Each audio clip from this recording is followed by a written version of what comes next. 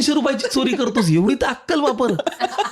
मग मी आजोबा नाही ते काय झालं मला तर 300 रुपये आहेत कुठे, आज ते पाणीपुरी खाल्ली वगैरे, समोसा खा, पाणीपुरी खा, अशा खोड्या.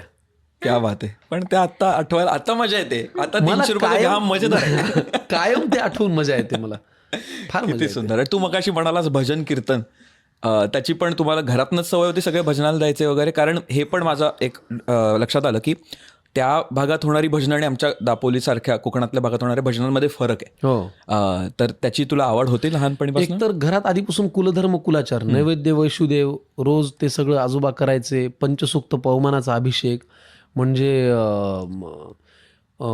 पवमान जो अभिषेक असतो देवाला, किंवा स्त्रीसूक्त, पुरुष सूक्त, हे सगळं घरामध्ये लहानपणापासून ऐकलं जायचं. त्याच्यामुळे काय आहे की ओघानी येणारे स्तोत्र वगैरे सगळं हे नारायण स्तुती, विष्णू सहस्रनाम, व्यंकटेश स्तोत्र, मारुती स्तोत्र, हे सगळं ऐकायला